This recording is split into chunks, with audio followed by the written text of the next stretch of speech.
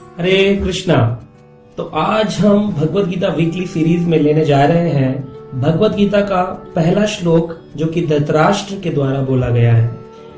तो हम पहले प्रार्थना करेंगे और फिर भगवत गीता प्रारंभ करेंगे। ओम नमो भगवते वासुदेवाय। तो इस गीता श्रीमद् भगवत गीता के अंदर पहला श्लोक धृतराष्ट्र ने बोला जो कि प्रारंभ होता है धृतराष्ट्र उवाच धर्म क्षेत्रे कुरुक्षेत्रे समावेतायुधुत्सवः मामकः पांडवश्चैव किम अकुर्वत संजय।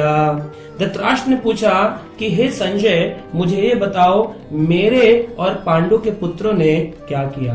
अब ये बहुत बड़ा श्लोक का प्रश्न है। इसमें आप देखें धृतराष्ट्र ने पहले ही श्लोक में इस बात की पुष्टि कर दी कि वो पांडु के जो पुत्र थे, पांडव थे, उनसे द्वेष करता है। क्योंकि अगर उसे पूछना होता तो उसे पूछना चाहिए था कि बताओ बच्चे क्या कर रहे हैं, लेकिन उसने ये नहीं पूछा बालकः, उसने कहा मामकः पांडवः। मामकः मतलब मेरे और पांडु के पुत्रों ने क्या किया। इसका मतलब है वो पांडु पुत्रों से वो भी द्वेष करता था। तो ये बात समझने की है कि एक श्लोक जो है भगवत गीता का, ये धृतराष्ट्र के पूरे चरित्र की व्याख्यान कर देता है। आप देखिए आज भी हमें ऐसे लोग मिलते हैं जो कि भाई भाई आपस में लड़ रहे हैं, फ्रेंड सर्कल में लड़ाई है, परिवारों में लड़ाई है। इसका कारण है क्योंकि हम सब धृतराष्ट्र की तरह द्वेषी हैं। हमारे अंदर द्वेष है अपने ही परिवार के लोगों से, क्योंकि हमारी मेंटेलिटी है क्रैब मेंटेलिटी। क्रैब समझते हैं ना, केकड़ा। केकड़ा जो है अगर वैसी मेंटेलिटी रहेगी तो हम समाज में कैसे सुख की कामना कर सकते हैं।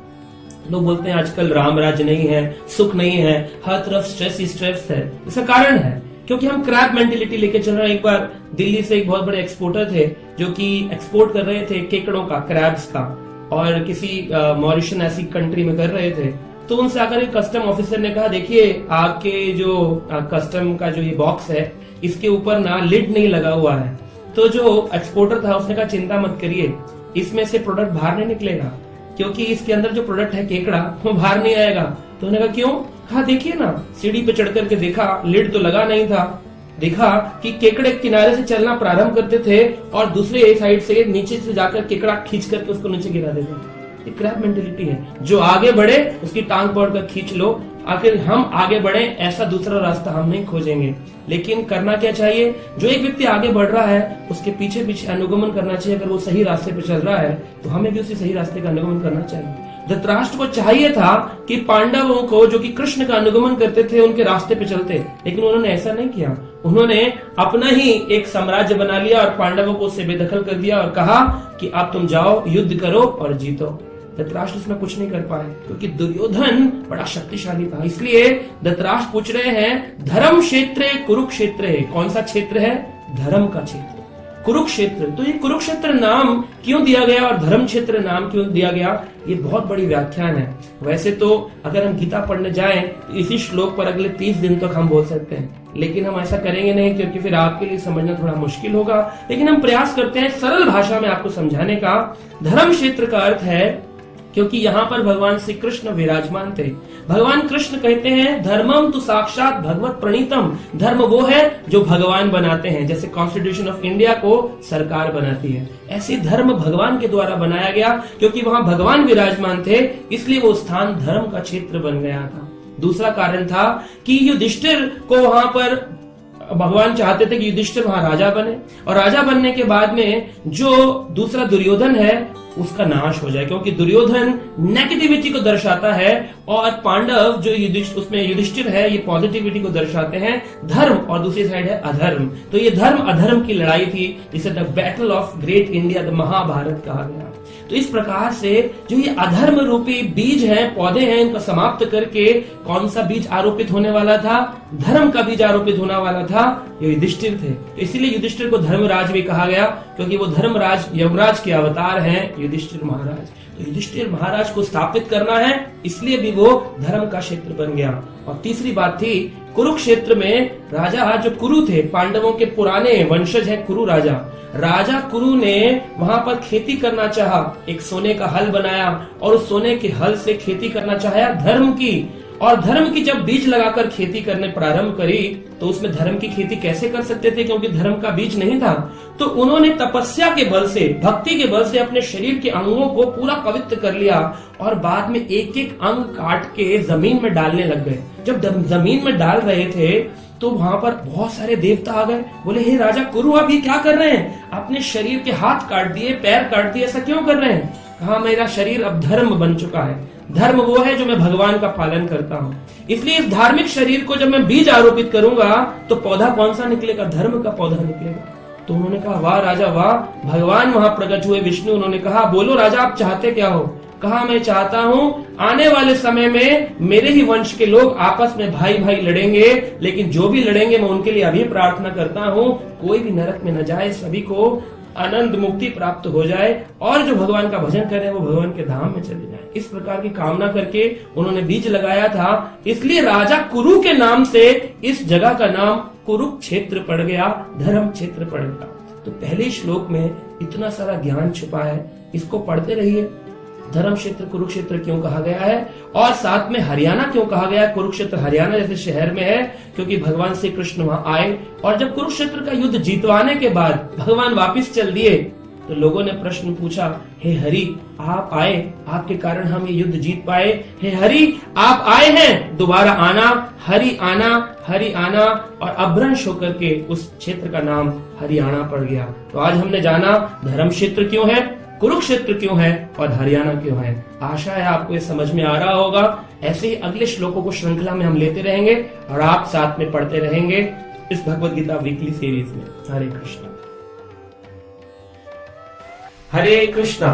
आज हम श्रीमद् भगवत गीता के प्रथम अध्याय के 2 नंबर श्लोक पर चर्चा करने जा रहे हैं।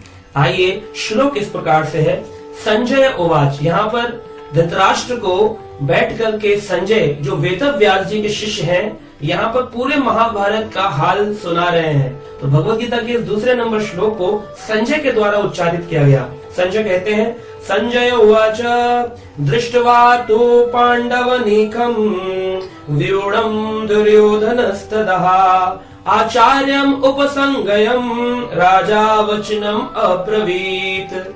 यहाँ पर संजय कहते हैं कि संजय ने कहा, हे राजन, पांडु पुत्रों द्वारा सेना की व्यूरचना को देखकर राजा दुर्योधन अपने गुरु के पास गए और उसने ये शब्द कहे। तो संजय यहाँ पर बता रहे हैं कि आपका पुत्र जो है वो राजा तो है, लेकिन किसके शरण में है? अपने गुरु की शरण में है। गुरु से जाकर के उपाय पूछ रहा है कि पांडु पुत्र जो है पांडवास, उन्होंने इतनी सुंदर व्यू रचना करी है अपनी सेना की, लेकिन हमारी सेना की व्यूरचना ऐसी नहीं लग रही है। देखिए, राजा बताया गया दुर्योधन को, लेकिन राजा भी अभी किसके पास जा रहा है? एक गुरु के पास में जा रहा है। तो यहाँ पर हम ये सीख सकते हैं कि आज भी जो नेता हैं उनको भी आवश्यकता है ऐसे लोगों की जो उनको आध्यात्मिक दृष्टि प्रदान करें। देखिए, संजय यहाँ पर इसलिए ऐसी बात बोल रहे हैं क्योंकि वो जानते हैं कि दुर्योधन के जो पिताश्री हैं धृतराष्ट्र, वो नेत्रहीन है, आंखें नहीं है। लेकिन यही नहीं कि उनकी भौतिक नेत्र नहीं, भौतिक नेत्रों के साथ साथ उनके आध्यात्मिक चक्षु भी नहीं, ज्ञान चक्षुषा, ज्ञानहीन है। इसी के कारण वो चिंतित है, कहीं ऐसा तो नहीं कि कुरुक्षेत्र की इस पवित्र धरा पर जाकर मेरे पुत्रों का निर्णय बदल गया हो। कहीं ऐसा तो नहीं दुर्योधन कौरवों ने निर्णय लिया हो कि अब हम युद्ध ही नहीं करेंगे, क्योंकि तीर्थ स्थान पर जाकर के हमारे भावों में परिवर्तन आ जाता है। तो कहीं ऐसा परिवर्तन तो नहीं आ गया है? युद्ध करके राजा बनेंगे या पांडवों को राज्य दे देंगे? इसी बात में बड़ा गंभीर था, जैसा हमने पिछले श्लोक में चर्चा किया। दुर्योधन को बड़ी चिंता थी, मेरे और पांडु के पुत्रों ने क्या किया। इस पर संजय ने कहा कि अभी कुछ किया नहीं, अभी आपके पुत्र दुर्योधन आचार्य के पास गए, द्रोणाचार्य के पास गए। आचार्य शब्द का अर्थ है कि आचरण से जो लोगों को सिखाए। तो द्रोणाचार्य जो थे वो दुर्योधन के गुरु थे, लेकिन उन्होंने अपने आचरण से नहीं सिखाया, उनको सैन्य बल की शिक्षा तो दी, शस्त्र चलाने तो सिखाए, लेकिन शास्त्र का ज्ञान प्रदान नहीं किया। हमें आज अपने समाज में हम देखते हैं, नेता शब्द का अर्थ है जिनके नेत्र हो वही नेता है। लेकिन समाज में आज अधिकतर नेता नेत्रहीन है, जिनके पास आध्यात्मिक नेत्र नहीं। क्या करें क्या ना करें, they are always in confusion, करूं तो करूं, नहीं करूं ऐसा करूं। इसलिए समाज में आज इतना परेशानी है, प्रॉब्लम्स है, क्योंकि कोई आध्यात्मिक दिशा देने वाला नेता नहीं, सभी नेत्रहीन है अधिकतर। फिर भी कुछ अच्छे नेता हैं जिनसे हम शिक्षा ले सकते हैं कि हाँ, ऐसा व्यक्ति होना चाहिए जो समाज में अध्यात्म को बढ़ाए, लोगों की परेशानियों को समझे। देखिए, एक राम राज्य था, जिस समय राम राजा थे उस समय सभी के सभी जितने भी राज्य के अंदर लोग थे, उनकी प्रॉब्लम्स को सुनने के लिए राजा रोज बैठते थे। लेकिन आज ऐसे राजा नहीं मिलते, आज ऐसे लीडर्स नहीं मिलते जो हमारी प्रॉब्लम्स को सुने, जो प्रॉब्लम सुने, दूसरों की प्रॉब्लम को आध्यात्मिक दृष्टि से सॉल्व करे। वही व्यक्ति कहलाने योग्य है नेत्रवान नेता। तो हमें ऐसा नेता चाहिए जो कि दुर्योधन के गुरु द्रोणाचार्य जो थे वो आचार्य तो कहला रहे हैं, परंतु वैसे नेता नहीं जो उनको आध्यात्मिक दृष्टि दे और ये कह सके कि नहीं, तुम्हें ये युद्ध नहीं करना है। क्योंकि दुर्योधन बहुत ही ज्यादा गर्वित था, ईगो में था, इस फुल ऑफ ईगो, और अपने अहंकार में वो किसी की सुनता नहीं था, यहाँ तक कि अपने गुरु का सम्मान नहीं कर रहा था। तो आज हम देखते हैं लोग टीचर्स को इवन स्कूल्स में चाकू मार देते हैं, मर्डर कर देते हैं, टीचर्स के साथ बुरा बर्ताव करते हैं, और अपने आध्यात्मिक गुरु तो आजकल है ही नहीं, और जो है उनकी कोई सुनता नहीं। तो दुर्योधन जैसे राजा नहीं चाहिए, हमें चाहिए ऐसे राजा जो गुरु की सुने, ऐसे राजा जो निर्णय आध्यात्मिक दृष्टि से ले। यही बात संजय यहाँ पर बता रहे हैं। हरे कृष्णा, हरे कृष्णा। तो आज के इस गीता वीकली में आपका स्वागत है। आज हम चर्चा कर रहे हैं भगवत गीता के प्रथम अध्याय के श्लोक संख्या 3 पर। यहाँ पर आज हम चर्चा करेंगे कि दुर्योधन जो था उसका कैरेक्टर इतना नेगेटिव है, इतना नेगेटिव है, इसके ऊपर ये श्लोक इंगित करते हुए कहता है, पश्येतां पांडुपुत्राणाम् आचार्यं महितां च मूं व्यूढां द्रुपदपुत्रेण तव शिष्येण धीमता। धीमता, धीमता का मतलब है अत्यंत बुद्धिमान। अत्यंत बुद्धिमान बताया गया कि हे आचार्यों, पांडु पुत्रों की विशाल सेना को देखें जिसे आपके बुद्धिमान शिष्य द्रुपद के पुत्र ने इतने शक्तिशाली कौशल से व्यवस्थित किया है। तो यहाँ पर दुर्योधन अपने गुरु को आज्ञा दे रहा है कि ध्यान से देखिए। किसको देखिए? वो देखिए कि जो द्रुपद का पुत्र है, जो पांडव थे, उनकी एक पत्नी थी द्रौपदी। 5 पांडव की एक ही पत्नी है, और वो द्रौपदी जो है वो द्रुपद महाराज की पुत्री है। तो द्रुपद महाराज और द्रोणाचार्य के बीच आपस में कुछ ऐसा वाद विवाद हो गया कि द्रुपद ने सोचा द्रोणाचार्य से बदला तो लेना है। उसके लिए उन्होंने यज्ञ किया, और उस यज्ञ से एक पुत्र उत्पन्न हुआ जिसका नाम था दृष्टद्युम्न। दृष्टद्युम्न जो था वो द्रौपदी का भाई है, और द्रौपदी का भाई होने के नाते वो महाभारत के युद्ध में किसके साथ है? सही कहा, पांडवों के साथ। पांडवों के साथ होने से यहाँ पर उसने ऐसी विरचना करी, कैसी कि उसको देखकर दुर्योधन पागल हो गया। अब दृष्टद्युम्न जो था उसने शिक्षा किससे ग्रहण करी, ये प्रश्न उठता है। दृष्टद्युम्न को भेजा गया द्रोणाचार्य के पास। देखिए पहले जमाने में आचार्य गुरु कैसे होते थे। जब दृष्टद्युम्न आया और द्रोणाचार्य के पास बोला कि मैं आज आया हूँ आपसे शिक्षा लेने के लिए, ताकि मैं सैन्य बल की शिक्षा ले सकूं, शस्त्र चलाने सीख सकूं। जब इस प्रकार का प्रश्न लेके आया, जबकि द्रोणाचार्य जानते थे कि ये द्रौपद का पुत्र है और मेरा जो दुश्मन है ये मेरे को मारने के लिए इसने जन्म लिया है, फिर भी द्रोणाचार्य ने बड़ी ही विनम्रता से गुरु होने के नाते उसको शिक्षा दी, उसको शस्त्र बल सिखाया, कैसे सैन्य निरीक्षण करना है, कैसे व्यूह रचना करनी है, सारा ज्ञान दृष्टद्युम्न को प्रदान किया। तो दुर्योधन यहाँ पर बड़े गुस्से में आ गया है, और इसीलिए अपने गुरु से ऐसे वाक्य बोल रहा है, कह रहा है कि देखा आपने क्या कर दिया, उस दृष्टद्युम्न को आपने सिखाया, और सिखा करके आज पांडवों की इतनी सुंदर सेना की व्यूह रचना कर दी है उसने। अब देखो, ध्यान रखना हे आचार्य, अभी ध्यान रखना कहीं ऐसा ना हो जाए कि आप फिर से, पांडव को भी तो आपने सिखाया, अर्जुन को भी आपने सिखाया, कहीं उनके प्रति विनम्र मत बन जाना। पता चला कि पहले व्यूह रचना में मैं हार गया और अब मैं युद्ध में भी हार गया, तो युद्ध में मैं कदापि न हारूं, ऐसे इंगित करके द्रोणाचार्य के साथ वो शब्दों को कहने लगा। अब देखिए दुर्योधन कैसा है। अपने गुरु से कहा गया है कभी ऊंची आवाज में बात नहीं करनी चाहिए, गुरु के सामने तो मूर्ख बन के रहना चाहिए। आई एम स्टूपिड, मेरे को कुछ ज्ञान नहीं है, जब हम गुरु के सामने अज्ञानता से जाएंगे तभी तो हम कुछ ज्ञान ले सकते हैं। लेकिन अगर गुरु के सामने हम जाएंगे, हम तो बड़े ज्ञानवान हैं, हमें ये मालूम है, हमें वो मालूम है, तो गुरु जी से सीखने योग्य क्या रह जाए? कुछ नहीं। तो इसलिए आज हमें इस श्लोक से शिक्षा लेनी चाहिए कि हम कम से कम दुर्योधन की तरह अहंकारी ना हो, अपने अहंकार को नष्ट करें, गुरु की शरण में जाएं और गुरु के बताए रास्ते पर चलें और गुरु से कभी ऊंची आवाज में बात न करें। गुरु से हमेशा अपने आप को अज्ञानी माने और ये समझें कि गुरु आप कृपा करें, मुझे नेत्र प्रदान करें, ज्ञान प्रदान करें, ताकि मैं आपके बताए रास्ते पर यथारूप चल सकूं। तो दुर्योधन जैसा अहंकारी मत बनिए, अर्जुन जैसा शिष्य बनिए और भगवान के बताए रास्ते पर चलिए। पढ़ते रहिए भगवत गीता, सुनते रहिए गीता वीकली। हरे कृष्ण। हरे कृष्णा। आज के गीता वीकली में आपका स्वागत है और आज हम चर्चा करने वाले हैं गीता के एक महत्वपूर्ण श्लोक पर। अभी तक हमने चर्चा किया कि किस प्रकार से धृतराष्ट्र ने अपना प्रश्न पूछा कि मेरे और पांडुपुत्रों ने क्या किया। फिर उन्होंने बोला कि संजय ने कि किस प्रकार से दुर्योधन ने अपने गुरु द्रोणाचार्य से अपशब्द कहे जिससे उनको हृदय को द्रवित कर दिया। और आज हम सुन रहे हैं महाभारत का युद्ध प्रारंभ होने वाला है और कोलाहल पूर्ण शंख की ध्वनि हो रही है। सभी लोग अपने अपने शंखों का उच्चारण कर रहे हैं कि हम लड़ाई के लिए, युद्ध के लिए तत्पर हैं। तो यहाँ पर इस श्लोक में जो प्रथम अध्याय का 14 नंबर श्लोक है, इस पर चर्चा करते हैं। ततः श्वेता युक्ते महती सहनंदन स्थितो माधव पांडवश्चैव दिव्य शंखो प्रमदमतु। कहा गया है कि दिव्य शंख प्रमदमतु, सभी ने अपने अपने शंख बजाए, लेकिन भगवान श्री कृष्ण का शंख कैसा है? यहाँ कहा माधव पांडवश्चैव। माधव मतलब है लक्ष्मी के पति को माधव कहते हैं। पांडव मतलब अर्जुन। अर्जुन और कृष्ण ने कौन से शंख बजाए?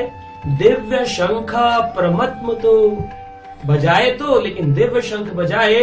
और किस पर बजाए? तथा श्वेत हाय। श्वेत मतलब सफेद रंग के, हाय मतलब घोड़ा। सफेद रंग के घोड़ों का एक रथ था, उस पर बैठे थे अर्जुन और उनके सारथी थे पार्थ सारथी कृष्ण। जो ये कृष्ण है, इन्होंने सारथी बनना स्वीकार किया अर्जुन का। और ये जो रथ है, ये अग्निदेव के द्वारा अर्जुन को दिया गया था। अग्निदेव थे, उन्होंने प्रसन्न होकर अर्जुन को इस युद्ध के लिए स्पेशल रथ दिया है जिसमें सफेद हाय मतलब घोड़े। और यहाँ पर दिव्य शंख बजाया जा रहा है और सभी ने शंख बजाए। सभी पांडवों ने बड़े विशेष शंख हैं। आप जानना चाहते हैं? उन शंखों के भी नाम इस गीता में बताए गए हैं। कौन से नाम है? सुनिए। पंचजन्या ऋषिकेशो। भगवान ऋषिकेश कृष्ण के शंख का नाम था पंचजन्या। देवदत्ता धनंजया।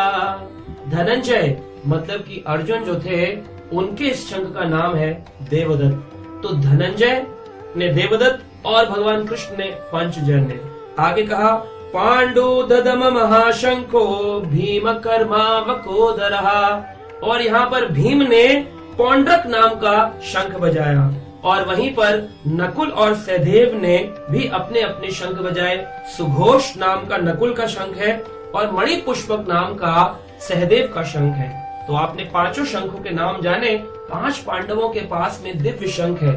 शास्त्र कहते हैं जयस्त पांडु पुत्राणाम तेषाम पक्षः जनार्दनः। इनकी विजय होना तो निश्चित था, इसीलिए इनके शंख दिव्य शंख है। बड़े ही गर्व, जिसको पता हो कि मैं जीत जाने वाला हूँ, वो एक कॉन्फिडेंस में होता है। तो पांडवास कॉन्फिडेंस में है, पांडव कॉन्फिडेंस में है। क्यों? क्योंकि उनके पास येषाम पक्षे जनार्दन। जनार्दन भगवान कृष्ण को कहते हैं, जो जनों का अर्दन करते, जनों की रक्षा करते, जनों का पालन करते, हम सभी जनों का, इसलिए उनका नाम है जनार्दन। जनार्दन भगवान उनके पक्ष में है, इसलिए जयस्तः पांडु पुत्राणाम। पांडु पुत्रों की जय होने वाली है, ये निश्चित था। और इसी दिव्य शंख की कोलाहल पूर्ण ध्वनि सुनकर के दुर्योधन का हृदय घबरा गया, कौरव घबरा गए। जब होता है कभी कभी रिंग में मैच हो और एक व्यक्ति शोर ताकतवर हो और वो जोर से चिल्ला रहा हो आज मैं नहीं छोड़ूंगा, तो सामने वाला शक्तिशाली हो, लेकिन अगर मन का शक्तिशाली नहीं है तो वो घबरा जाएगा। तो ये मन की शक्ति कैसे आती है? मन की शक्ति आती है जिसके पास भगवान श्री कृष्ण है, जिसके पास भगवत गीता है, वो व्यक्ति शक्तिशाली है।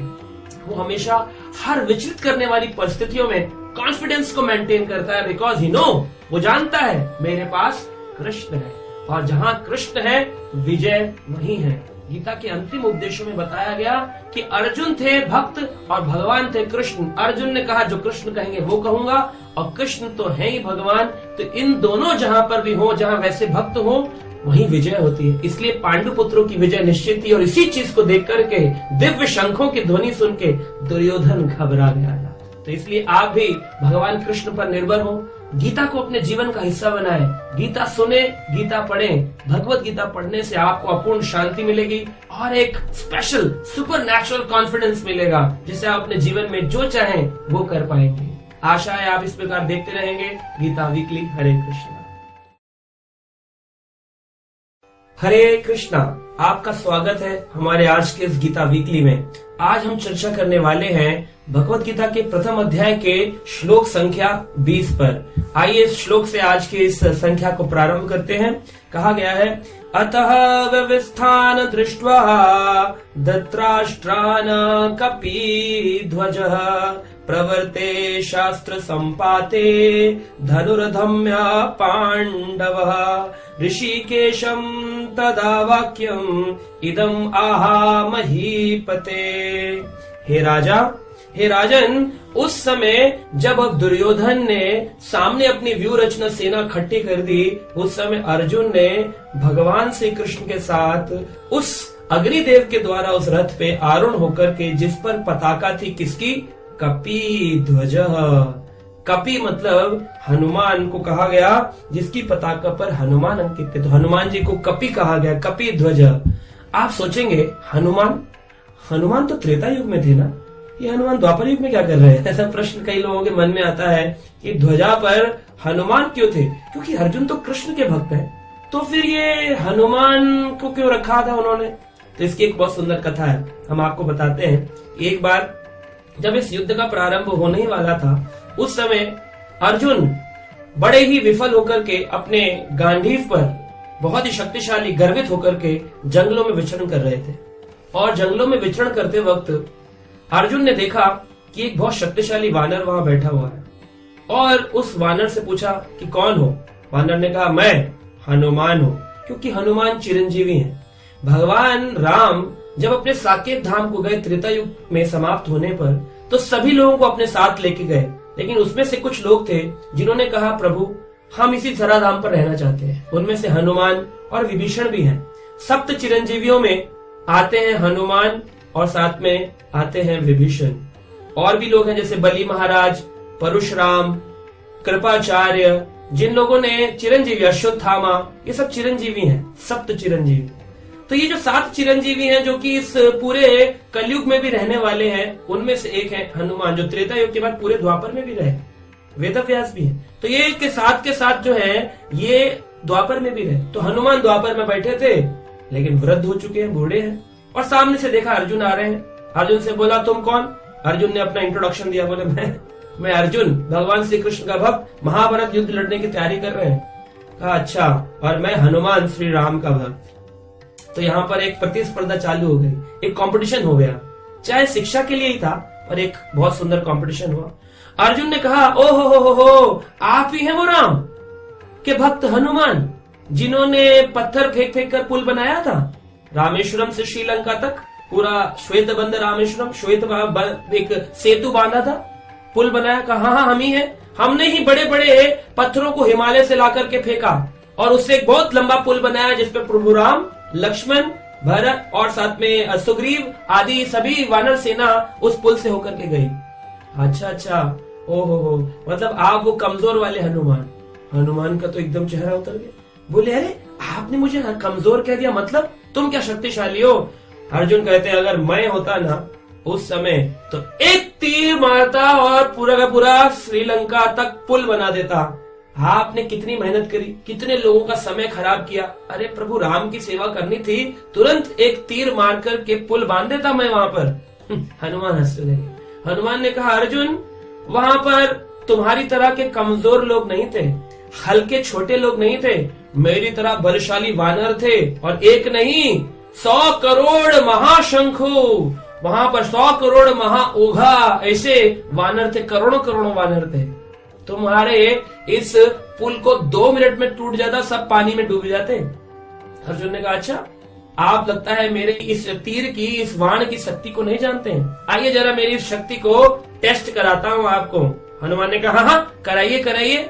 तो तुरंत ही अर्जुन ने एक तीर उठाया, बाण पर चढ़ाया और सिक करके छोड़ दिया। एक पेड़ से दूसरे पेड़ तक एक लंबा पुल बांध दिया। बोले हनुमान जी आइए आइए इस पुल पर चढ़िए।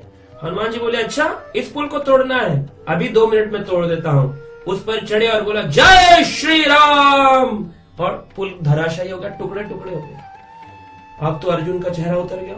अर्जुन बोले ये क्या हो गया, मैं तो अभी महाभारत का युद्ध लड़ने जा रहा हूँ, तैयारी कर रहा हूँ, और ये क्या देखता हूँ कि मेरा पुल हनुमान के एक पैर से टूट गया, इसका मतलब मैं हार जाऊंगा।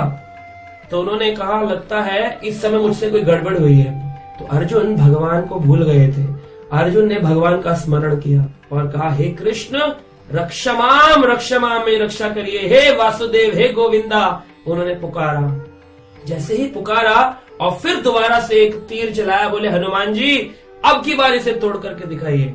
अभी हनुमान जी बोले हाँ पहले जब तोड़ दिया तो ये तो टूट ही जाएगा। हनुमान जी उस पर चढ़ गए और जोर लगाने लगे, लेकिन पुल टूटा नहीं। हनुमान बोले पहले तो टूट गया था, अभी क्यों नहीं टूटता। तो हनुमान जी ने आजू बाजू देखा, कुछ लग तो नहीं रहा कि कुछ विचित्र हुआ है, पहले जैसी ही परिस्थिति है, पहले ही जैसा पुल है, पर अब टूट क्यों नहीं रहा। जब नीचे झुक करके देखा तो क्या पाते हैं, प्रभु श्री कृष्ण अपने भक्त की रक्षा करने के लिए अपने दोनों हाथों को फैलाए उस पुल को अपने कंधे पे लिए खड़े थे और कह रहे थे कि भक्त का मान मैं टलने नहीं दूंगा, भक्त को बचाकर रहूंगा, भक्त की रक्षा करूंगा। भगवान अपने भक्त के मान की रक्षा करते हैं। इस प्रकार से पहली परिस्थिति में हनुमान ने जय श्री राम बोला, भगवान का स्मरण किया, और उसके बाद अर्जुन जो थे वो भगवान को भूलकर अपने गांडीव के गर्भ में थे। लेकिन दूसरी परिस्थिति में अर्जुन ने भगवान श्री कृष्ण का स्मरण किया और यहाँ पर हनुमान ने अपने बल पर गर्व किया। दोनों ही जब अपने अपने बल पर गर्व करने लगे विफल हुए, लेकिन जब दोनों ने ही भगवान पर निर्भर हुए दोनों सफल हुए।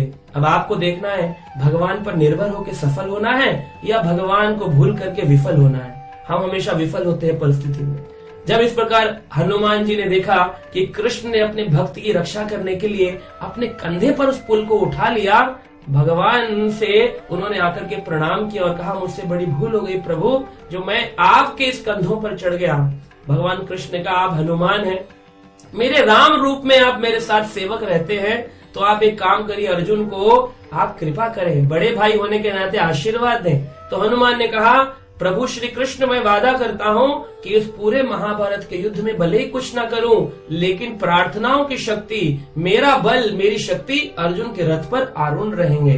तो ये जो कपि ध्वज है इसमें हनुमान जी विराजमान है कि अर्जुन को जितवाने में हनुमान जी भी अपने बल और अपनी प्रार्थनाओं का प्रयोग करने वाले हैं। तो इस श्लोक से हमें समझ में आता है कि जब हमारे पास भगवान होंगे, जब हमारे पास गीता का ज्ञान होगा, जब हमारे पास बहुत सारे भक्तों की कृपा होगी, तो हम जीवन में कभी विफल नहीं होंगे, हमेशा सफल होंगे। इसलिए पढ़ते रहिए गीता और सुनते रहिए गीता वीकली। हरे कृष्णा। हरे कृष्णा। आपका स्वागत है हमारे आज के इस गीता वीकली में, और आज हम एक विशेष श्लोक पर चर्चा करने वाले हैं, प्रथम अध्याय का श्लोक संख्या 21 और 22। आइए साथ में इसका उच्चारण करते हैं। अर्जुन उवाच सेनयो उभयो मध्ये रथं स्थाप्यम् अच्युतः यावत् एतान् निरीक्षे अहं युद्धं कमान् अवस्थितान् के मया सह युद्धाव्यम् अस्मिन् रणसमुद्र में। समुद्र में अर्जुन ने कहा हे अच्युत। अच्युत शब्द का अर्थ होता है जो कभी च्युत नहीं होते, अपने मार्ग से कभी हटते नहीं हैं, फेल नहीं होते। The infallible lord is known as lord Achyut. Achyut हे अच्युत, कृपया करके मेरे रथ को दोनों सेनाओं के बीच ले चले, जिससे मैं यहाँ उपस्थित युद्ध की अभिलाषा रखने वालों को और शास्त्र की इस महान परीक्षा में जिनसे मुझे संघर्ष करना है उन्हें देख सकूं। तो अर्जुन यहाँ प्रश्न करते हैं भगवान कृष्ण से कि जरा एक बार मुझे दोनों सेनाओं के मध्य में ले चले, मैं जरा निरीक्षण तो करूं, जिनसे मुझे युद्ध करना है जरा चेक तो करूं। मेरे पास अग्निदेव का द्वारा रथ मिल गया है, मुझे हनुमान जी मिल गए हैं, मैं यहाँ पर शंख बजा चुका हूँ, युद्ध शुरू होने वाला है, लेकिन सेनया उभयोर मध्य, सेनाओं के मध्य में ले चले और मुझे दिखाएं किनसे लड़ना है। अब देखिए यहाँ पर एक बड़ी ही समझने वाली बात है। भगवान श्री कृष्ण चाहते तो अर्जुन को किसी भी किनारे ले जाते और जो वहां पर 18 अक्षौणी सेना खड़ी थी उन्हें दिखाते, बोले ये देखो इनसे तुम्हें युद्ध करना है। लेकिन भगवान श्री कृष्ण जानते थे कि अगर 18 अक्षौणी सेना इनको दिखा दी तो क्या होगा, ये अर्जुन जो है तुरंत युद्ध प्रारंभ कर देगा, और युद्ध प्रारंभ हो जाएगा तो इसका मतलब यहाँ पर गीता का ज्ञान प्रकट नहीं होगा। भगवान श्री कृष्ण ने अर्जुन के माध्यम से इस भगवत गीता का ज्ञान संसार के सामने प्रकट करना था। तो भगवान श्री कृष्ण ने क्या किया, भगवान श्री कृष्ण ने मध्य में ले गए। कहाँ ले गए, जहाँ जो द्रोणाचार्य है और भीष्म पितामह महारथी खड़े थे उनके पास ले जाके खड़ा कर दिया, बोले इनसे लड़ना है आप। अगर कोई छोटा मोटा सिपाही रथी होता या दुश्मन होता तो फिर भी अर्जुन लड़ते, लेकिन यहाँ भीष्म पितामह है, यहाँ उनके गुरुदेव द्रोणाचार्य हैं, और अर्जुन दुर्योधन जैसे नहीं जो अपने गुरु पर बाण चलाए। इसलिए अब वो प्रश्न पूछेंगे, जब वो प्रश्न पूछेंगे तभी तो भगवान श्री कृष्ण भगवत गीता का ज्ञान प्रदान करेंगे। इसलिए लोग बोलते हैं कई बार, प्रभु जी भगवत गीता कब पढ़नी चाहिए, जब मैं फ्री हो जाऊंगा, जब मैं रिटायर हो जाऊंगा, जब मेरे पास रिस्पॉन्सिबिलिटी नहीं रहेंगी, जब ये मेरे पास ग्रस्त जीवन नहीं होगा, काम काज से मुक्त हो जाऊंगा। जी नहीं, भगवान श्री कृष्ण यहाँ इंगित करते हैं इस श्लोक में कि गीता का ज्ञान अर्जुन ने तब मांगा जब उसके सामने ऐसा टेंशन था, ऐसा डिप्रेशन था, ऐसी एंजाइटी थी कि आज मुझे अपने पितामह दादा के ऊपर, अपने गुरु द्रोणाचार्य पर तीर चलाने। आपको तो इतना प्रॉब्लम नहीं होता कि बॉस की गर्दन काटनी है, फिर भी आप लोग टेंशन में आते हैं, बस उसको रिपोर्ट ही देनी होती है। सोच कर देखिए अर्जुन पर कितना डिप्रेशन हुआ, कितना टेंशन होगा। अर्जुन नहीं चाहता है लड़ना, लेकिन दुर्योधन कह रहा है लड़ो। भीष्म पितामह द्रोणाचार्य भी नहीं चाहते हैं लड़ना, लेकिन उन्हें लड़ना पड़ेगा क्योंकि वो दुर्योधन की पार्टी में है। तो इस प्रकार से इस युद्ध में आकर डिप्रेशन हो जाएगा, और ऐसा जो डिप्रेशन हो उस समय ही काम करती है भगवत गीता। इसका मतलब अगर हम लोग डिप्रेशन में हैं, हम लोग परेशानी में, एंजाइटी में हैं, स्ट्रेस में हैं, तो हम लोगों को इस गीता का ज्ञान रोज पढ़ना चाहिए। आप देखिए कृष्ण कैसे हैं, इतने कृपालु हैं।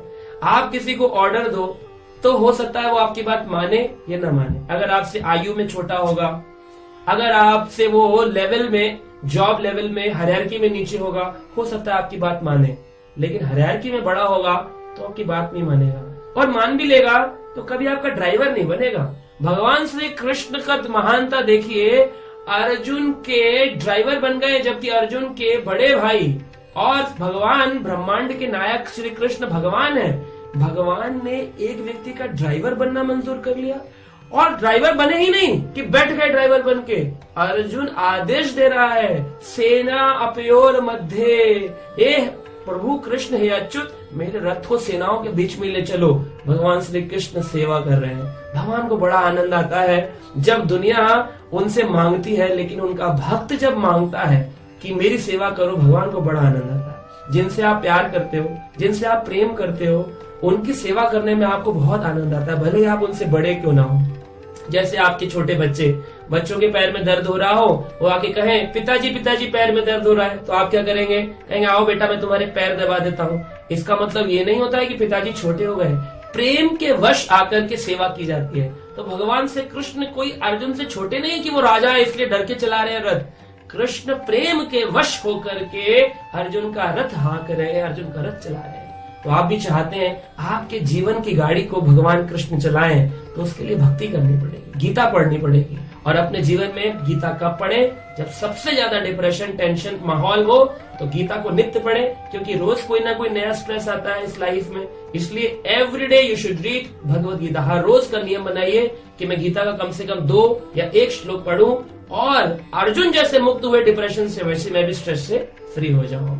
तो आशा करते हैं आप पढ़ते रहेंगे गीता और सुनते रहेंगे श्रीमद् भगवत गीता वीकली। हरे कृष्णा।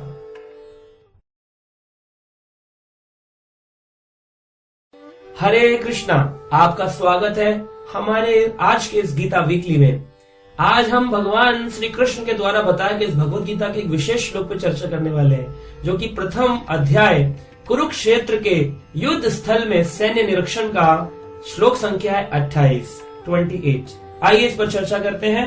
अर्जुन यहाँ पर कह रहे हैं, अर्जुन उवाच दृष्ट्वा इमं स्वजनं कृष्ण युयुत्सुं समुपस्थितं सिदन्ति माम गत्राणि मुखं च परिशुष्यति। यहाँ पर कहा गया अर्जुन ने दृष्ट्वं स्वजनं कृष्णा, हे कृष्ण जब मैंने अपने स्वजनों को देखा, युत्सा समुपस्थितम, और युद्ध की इच्छा रखने वाले इन लोगों को जब मैं देख रहा हूँ, सिदंती माम गत्राणी, सिदंती मतलब कांप रहा हूँ, माम गत्राणी मेरे शरीर के अंग कांप रहे हैं, और कांप ही नहीं रहे हैं, मुखम चा परिशुष्यति, मेरा मुख सूखा जा रहा है, शुष्यति मतलब सूख रहा है। सोचिए अर्जुन का क्या हाल हो रहा है। युद्ध की अभिलाषा रखने वाला दुर्योधन तो तैयार हो गया है लड़ने के लिए, परंतु अर्जुन जो है वो कांप रहे हैं, अर्जुन की आंखों से आंसू निकल रहे हैं, अर्जुन का मुंह सूखा जा रहा है, अंगों में कंपन हो रहा है। ये सारे लक्षण क्यों प्रकट हो रहे हैं? कायरता के कारण नहीं। कायरता क्यों आएगी? क्योंकि हमने तो पिछले श्लोकों में चर्चा करी, अर्जुन में स्पेशल कॉन्फिडेंस है क्योंकि कृष्ण उनके साथ है। फिर कांप क्यों रहे हैं? एक भावना होती है जिसे कहते हैं दया की भावना, कृपा की भावना।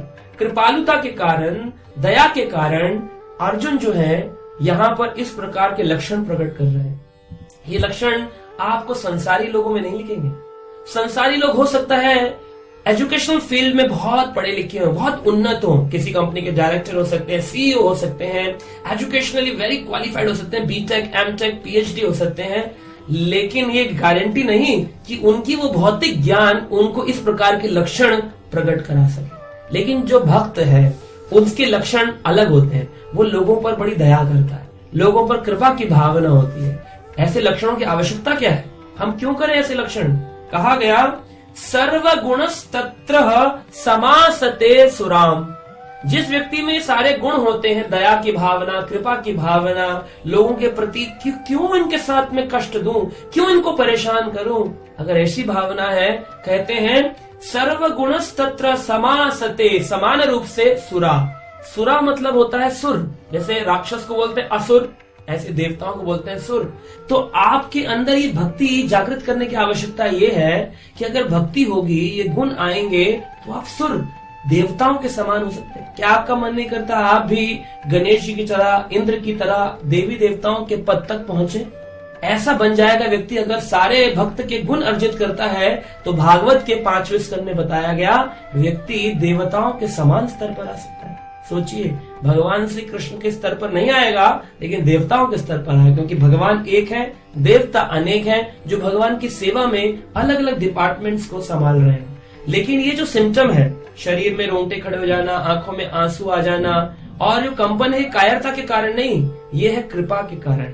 तो ये एक बड़ा ही स्पेशल प्रकार का सिम्टम है जो खाली भक्त के हृदय में ही आ सकता है, और ये भी कृष्ण की कृपा से ही यहाँ पर प्रकट हो रहा है। शास्त्र कहते हैं, बताया गया है कि भौतिक संसार में लोगों को निराशा रहती है, और उस निराशा के कारण वो कभी कभी रोने लगते हैं, और वो जब रोते हैं तो कहते हैं हम भी भगवान के सामने जाते हैं ना, तो हमें भी रोना आ जाता है। लेकिन वो भावुकता है।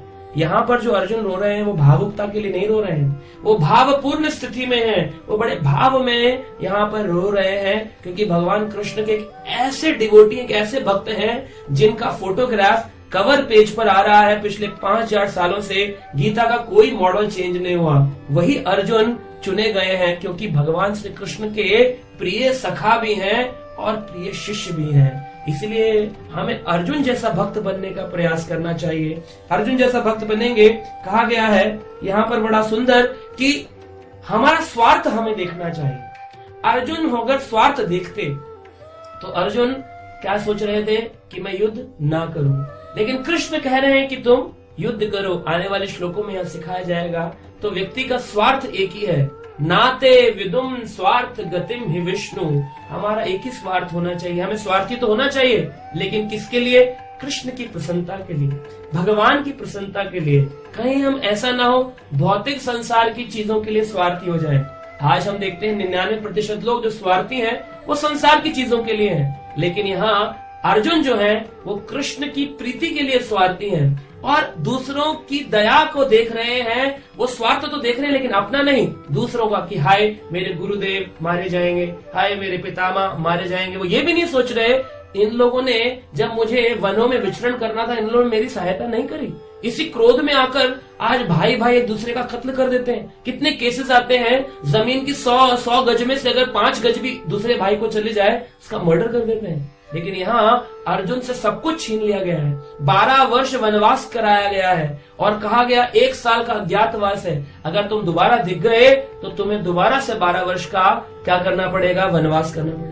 ऐसी शर्तें लगाई गई हैं। द्रौपदी का चीरहरण किया गया है। जिन लोगों ने किया उनके प्रति भी अर्जुन का रंच मात्र भी गुस्सा नहीं, क्रोध नहीं। ये दर्शाता है भक्त अगर आप बन जाते हैं अर्जुन जैसे तो फिर आपको क्या होगा, दूसरे के दुख से आप दुखी होंगे और दूसरे के सुख में आप सुखी होंगे। अभी स्थिति ऐसी है, परा दुखे सुखी, दूसरे को दुख होता है हमें सुख मिलता है, परा सुखे दुखी, दूसरे को सुख होता है हमको दुख होता है। इसलिए आशा है आप इस श्लोक से आज ये शिक्षा लेंगे कि आप असुर न होकर के सुर बनेंगे, देवता बनेंगे, अर्जुन जैसे देवता जो कि भगवान श्री कृष्ण के कहने पर चलने का प्रयास करेंगे।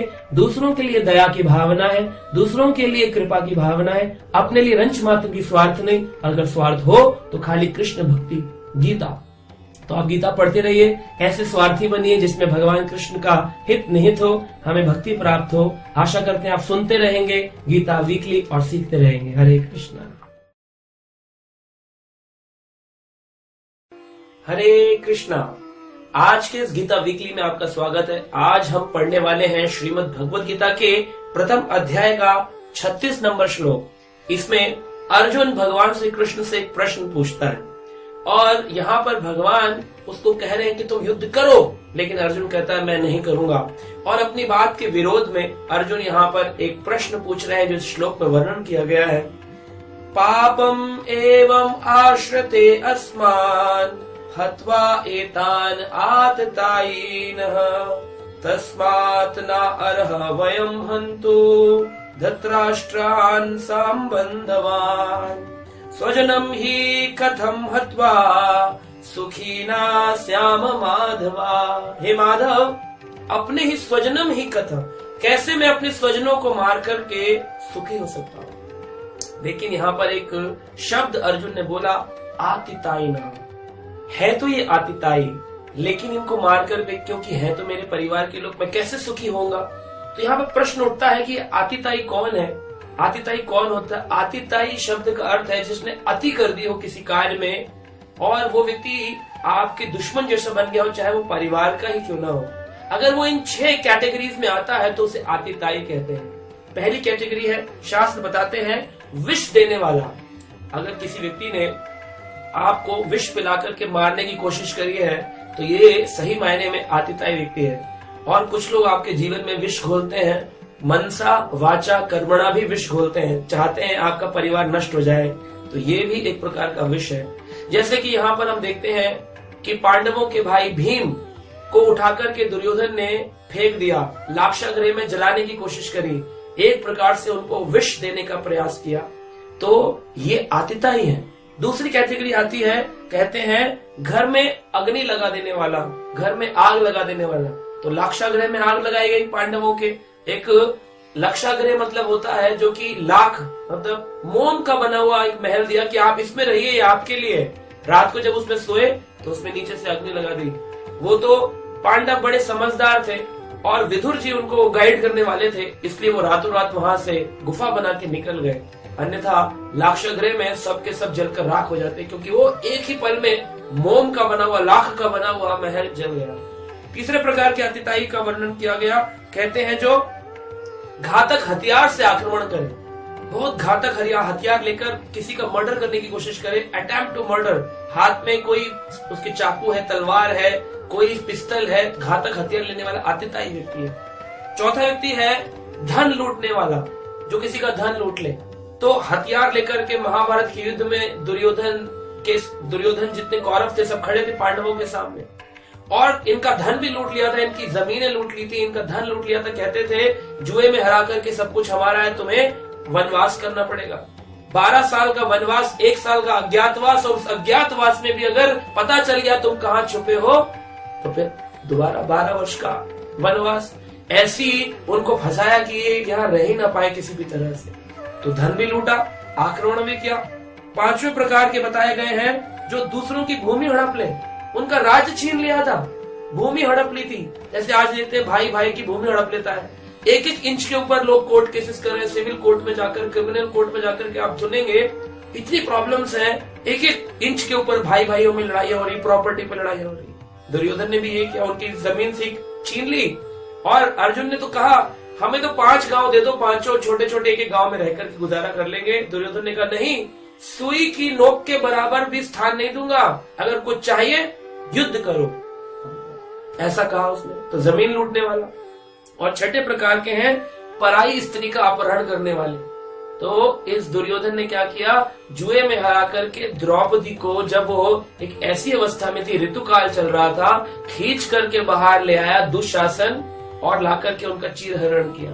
तो पराई स्त्री का अपहरण भी करने का प्रयास किया, उसका चीरहरण करने का प्रयास किया। रावण देखिए, रावण भी आतिताई था।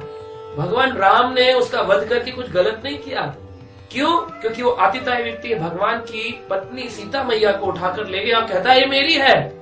आज समाज में भी ऐसे ही लोग हैं। जितनी भी लक्ष्मी है संसार में, सब लोग कहते हैं अपनी पॉकेट में रखे, ये तो मेरी है। क्यों दूं मंदिर के लिए, क्यों दूं भगवान के भक्तों के लिए, क्यों दूं भगवान की सेवा के लिए?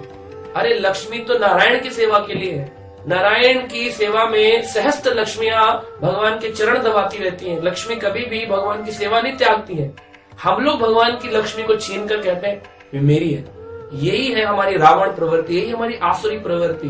और हनुमान ने क्या किया, वापिस से सीता मैया को लाके प्रभु राम से मिलवा दिया। अगर हम भी आज हमारे पास जो लक्ष्मी है, अपने नियत कर्म करने के लिए हम उसमें से निकाल लें, बाकी अंश अगर हम भगवान की सेवा में लगा दें, तो ये क्या है, वापिस लक्ष्मी को नारायण की सेवा में लगाना। तो आतिताई व्यक्तियों का वध करना गलत बात नहीं है। कृष्ण कह रहे हैं ये आतिताई है, इनको तुम मार सकते हो।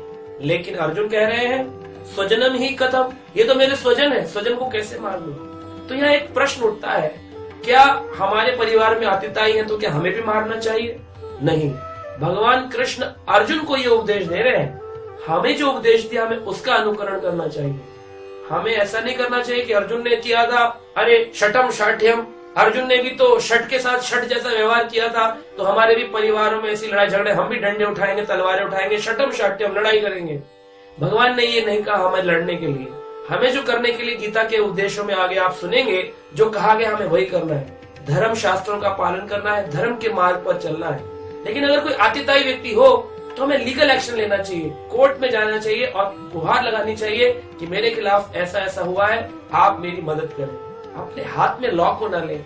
ये कहीं पर भी गीता में नहीं कहा गया कि आप युद्ध करें, लड़ाइयां करें, लोगों को मारे पीटे, ऐसा भगवत गीता के अंदर कहीं व्याख्यान नहीं है। तो आतिताई तो थे, लेकिन भगवान उनको मारने के लिए इसलिए कह रहे हैं क्योंकि भगवान कह रहे हैं। आपको भी आकर अगर भगवान कहते हैं मारो, आप भी मार सकते हैं, लेकिन भगवान ने नहीं कहा आपके लिए। आपके लिए जो नियम बताए गए उन्हीं नियमों पर चलो। एक प्रश्न उठता है इसमें, लोग बोलते हैं जो भक्त हैं, अब हम कभी गाड़ी चला रहे हैं और कभी हमारी गाड़ी का एक्सीडेंट हो गया, तो क्या हमें लड़ना चाहिए प्रभु जी? तो लड़ना नहीं चाहिए। देखिए, वैष्णविज्म का मतलब है, वैष्णविज्म डज नॉट मीन कवर्डिज्म। एक वैष्णव बनने का मतलब, एक कृष्ण भक्त बनने का मतलब कायर बनना बिल्कुल भी नहीं। लोग सोचते हैं कायर बन गए, कायर नहीं। हम आवाज उठाते हैं लेकिन लीगली, अपने हाथ में, कानून को अपने हाथों में नहीं लेना चाहिए। आपने कई बार ये फिल्मों में डायलॉग सुना होगा, हमें कानून को अपने हाथ में नहीं लेना चाहिए। तो एक वैष्णव भक्त क्या करता है, पहले कॉम्प्रोमाइज, बाद में फिर लीगल एडवाइस। पहले कॉम्प्रोमाइज, बाद में लीगल एडवाइस। संसार के लोग क्या करते हैं, पहले लड़ाई, बाद में लड़ाई करने के बाद में एंड में होता है क्या करना है अभी फाइनली, बोले इतने साल बीत गए, 4 साल से कोर्ट केस चल रहा है, चलिए कॉम्प्रोमाइज कर लेते हैं। तो पहली बार में अगर कॉम्प्रोमाइज किया होता तो इतने साल बर्बाद ना होते, भजन करके जीवन चला जाता। इस श्लोक से हमें सीखना चाहिए, भजन में बुद्धि लगाएं, लड़ने में अपनी बुद्धि ना लगाएं, कायर भी ना बने, लेना हो तो लीगल एडवाइस ले, लीगल एक्शन ले, अपने हाथ में कानून को ना ले। यही ज्ञान हमें इस श्लोक से प्राप्त होता है। हरे कृष्णा।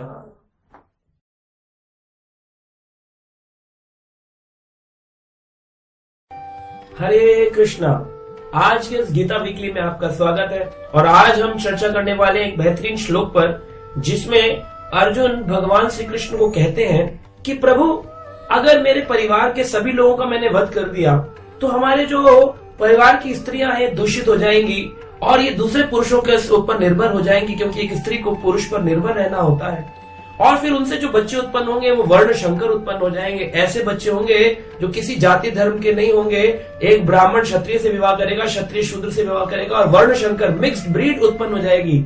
समझ नहीं आएगा कि कौन सी जाति के, कौन से कर्म के, कौन से गुण के हैं, और सब बिगड़ जाएगा। और जब सब कुछ बिगड़ जाएगा, हमारी कुल परंपरा नष्ट हो जाएगी, तो फिर हमारे जो पूर्वज है उनके पिंडदान कौन करेगा? कई बार लोग ये प्रश्न पूछते हैं, पिंडदान देना चाहिए कि नहीं। आइए इस पर, इस श्लोक पर चर्चा करते हैं। भगवद गीता के प्रथम अध्याय का श्लोक संख्या 41। यहाँ पर कहा गया, शंकरो नरकायेवा कुल घृणाम कुलस्य च पतन्ति पितरो हि येषाम लुप्त पिंड उदक्रिया। यह भगवान ने, ये अर्जुन का प्रश्न है, को कहते हैं भगवान से, शंकरो, शंकरों का मतलब है वर्ण शंकर। ऐसे अवांछित बच्चे उत्पन्न हो जाएंगे क्योंकि स्त्रियां दूषित हो जाएंगी, उनके ऊपर पुरुष नहीं होंगे जो नियंत्रण कर सके, और उनके दूषित हो जाने पर ऐसे बच्चे होंगे जिनको कुल का कोई ज्ञान नहीं होगा। पिंड उदक क्रिया करने के लिए, जल तर्पण करने के लिए कोई नहीं होगा। इस श्लोक से हमें समझ में आता है कि शास्त्र कहते हैं कि हमें अपने पितरों को पिंडदान करना चाहिए। पिंडदान कुछ होते हैं जो कि मृत्यु के समय किए जाते हैं, उनको भी पिंडदान कहते हैं। 10 पिंड बना करके एक पिंडदान करते हैं, आटे के गोले बनाकर उसमें तिल रख करके उसे पिंडदान कहते हैं, तर्पण करते हैं। कुछ व्यक्ति के उन गुजर जाने के 1 वर्ष बाद जब बरसी होती है, उस समय भी कुछ पिंडदान आदि किए जाते, तर्पण किए जाते हैं। कुछ लोग गया जाकर के पिंडदान तर्पण करते हैं और श्राद्ध कर्म करते हैं। श्राद्ध कर्म करने में लोगों को लगता है, अरे श्राद्ध करने की क्या आवश्यकता है, हमारे पूर्वज तो कितने साल पहले गुजर गए थे। लेकिन हमारे इस लोक, पृथ्वी लोक के ऊपर एक लोक है जिसका नाम है पितृलोक, जो स्वर्ग लोक और इस भूलोक के बीच में है। गायत्री मंत्र के अंदर भी इन तीनों लोकों का वर्णन है, वो तो आप जानते होंगे। यहाँ आप बोलते हैं ओम भू भुव स्वाहा। तो ये भू है वो भूलोक है, भुव मतलब है पितृलोक और स्व मतलब स्वर्गलोक। तो स्वर्गलोक और पितृलोक के बीच में आता है भूवलोक। भूवलोक मतलब पितृलोक। इस पितृलोक का नाम ये क्या है? ये यमराज का ऑफिस है। एक है यमराज का पनिशमेंट सेल जिसे नर्क कहते हैं, और ये है यमराज का ऑफिस जहाँ पर वो निर्णय लेते हैं कि एक आत्मा के साथ क्या करना चाहिए। अगर उसका ये फाइनल नहीं हो पाता कि इसको कौन सा रूप देना है, कौन सी योनि देनी, नर्क भेजना है, स्वर्ग भेजना है, तो वहाँ वेटिंग लिस्ट में वो पितृ लोक में वो रहते हैं, पितृ, इसीलिए उनको पितृ कहते हैं। उन पितरों के जब हम श्राद्ध कर्म नहीं करते तो पितृ क्रोधित होते हैं और हम व्यक्ति पर पितृ दोष लगता है। लोग बोलते हैं, अरे पितृ दोष की पूजा करा लो। पूजा कराने से कुछ नहीं होगा। करना क्या है? ऐसे पितरों को मुक्त करने के लिए गीता जी में बताया गया एक ही उपाय है, उनके लिए हरि नाम कीर्तन करना चाहिए। और भगवान कृष्ण को भोग लगा हुआ जो प्रसाद है वो किसी गाय को या किसी ब्राह्मण को हमें खिलाना चाहिए। उससे क्या हो जाता है कि श्राद्ध कर्म हो जाता है। तो ब्राह्मण को भी खिला सकते हैं, अगर ब्राह्मण ना भी हो तो प्रसाद तो आप रोज बनाते ही हैं, उसको पहले भगवान को भोग लगाइए, फिर पितृ की फोटो के सामने रखिए, बोलिए आप खा लीजिए, और उसके बाद में उसे गाय को खिला दीजिए, क्योंकि गाय पे सवार होकर के पितृ उसको ग्रहण कर लेते हैं, कौए पे सवार होकर के उसको ग्रहण करते हैं। लोग बोलते हैं, अरे जी ये सब तो पुरानी बातें, ऐसा नहीं होता। ऐसा कैसे होगा? हमने खिलाया गाय को, मिल गया पितृलोक में, ऐसा कैसे हो गया? आपका मान लीजिए बच्चा अमेरिका में पढ़ने गया और वहां पर उसको पैसे की जरूरत है, तो आप क्या अमेरिका जाएंगे पैसे देने? नहीं। आप क्या करेंगे? एटीएम में जाएंगे, पैसे डालेंगे, 10,000 रुपए, 20,000 रुपए, 2 लाख रुपए, और बेटे से बोलेंगे बेटा मैसेज कर दिया है, आप निकाल लो, वो वहां से उसको रिसीव कर लेगा। ऐसे ही गाय के मुख में आप यहाँ से प्रसाद डालते हैं, और गाय जो है वो छोटी मोटा जानवर, पशु नहीं है। 33 करोड़ देवता उसमें वास करते हैं, वहीं से देवता ले जाकर के आपके पितरों को प्रदान करेंगे सूक्ष्म रूप में। प्लास्टिक मनी जैसे चलता है, फूड भी इसी तरह से कई पंच तत्वों के द्वारा, अग्नि के द्वारा, धुएं के द्वारा वहां तक आपके पितरों तक पहुंचाया जाता है।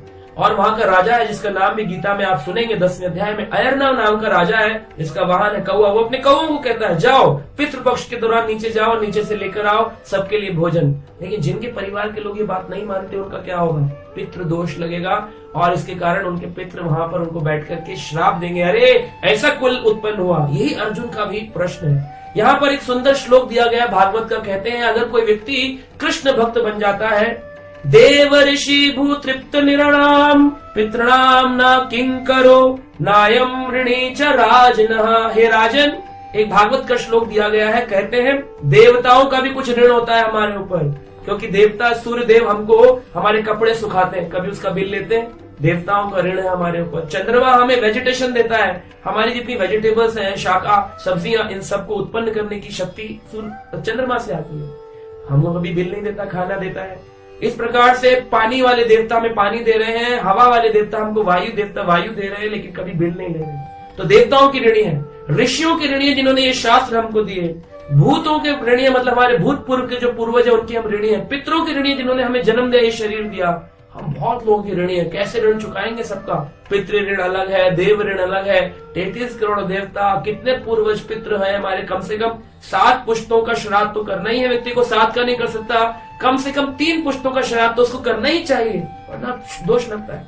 तो क्या करें? ऐसा श्राद्ध नहीं भी कर सकते, अगर एक प्लेट निकाल दें, कीर्तन कर दें उनके नाम से और भक्त बन जाए। इस श्लोक में कहा गया, सर्व आत्मनम यम शरणम शरण्यम गतो मुकुंदम परिहत करतम। अगर कोई व्यक्ति मुकुंद की शरण में चला जाता है, वो भगवान कृष्ण की, तो फिर उसका कोई ऋण बाकी नहीं रह जाता, न पितृ ऋण, न ऋषि ऋण, न देव ऋण।